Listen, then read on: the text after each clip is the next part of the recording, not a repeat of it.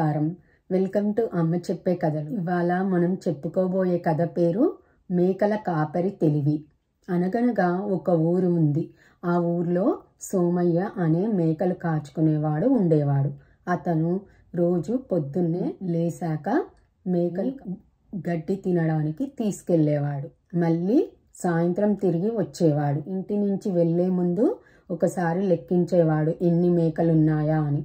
మళ్ళీ సాయంత్రం ఇంటికి తిరిగి వచ్చే ముందు మళ్ళీ లెక్క పెట్టేవాడు. అయితే మర్నాడు లేచి మేకల్ని మేతకు తీసుకెళ్దామని అనుకొని లెక్కించాడు. రోజట్లాగా లెక్కిస్తే ఒక మేక తగ్గింది.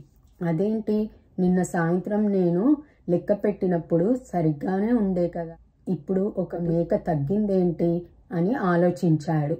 చాలా భయపడ్డాడు ఏం జరిగింది అని.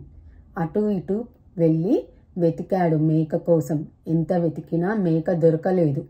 అప్పుడు అతను అనుకున్నాడు, సంత వైపు వెళ్ళిందేమో అని అనుకున్నాడు. అలా అన్ని మేకల్ని తీసుకెళ్లాడు. సంత వైపు వెళ్ళాక అక్కడ అటు ఇటు తిరిగి చూస్తుండగా ఒక అతను మేకని అమ్ముతున్నాడు. అరే, ఇది నా మేక అని అమ్మబోతున్న అతనితో అన్నాడు. అప్పుడు అతను అన్నాడు, ఏంటి, ఇది నీ మేకనా?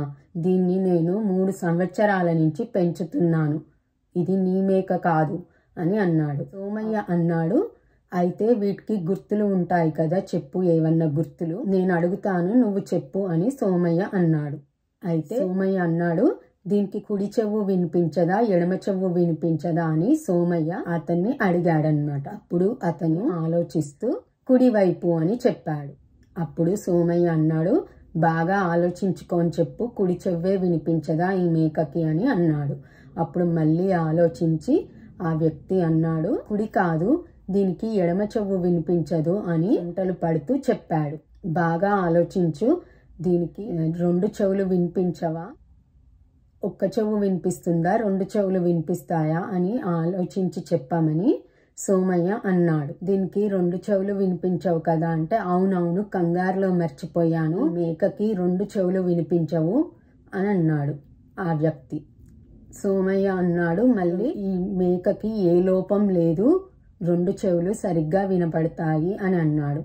అప్పుడు ఆ వ్యక్తి అన్నాడు, అవునవును, దీనికి ఏ లోపం లేదు, 2 చెవులు సరిగ్గా వినబడతాయి అని అన్నాడు. అప్పుడు అటువైపు నుంచి భటులు వస్తున్నారు. ఇక్కడ ఏదో అల్లరి జరుగుతుందని వచ్చి చూడగా అప్పుడు జనాలు ఆ వ్యక్తిని కొడదామని అనుకున్నారు. సంతలో అమ్మబోతున్నాడు కదా మేకల వ్యాపారికి, ఆ వ్యక్తిని పట్టుకొని జనాలు కొడదామనుకునే లోపల అతను పారిపోవడానికి ప్రయత్నం చేశాడు.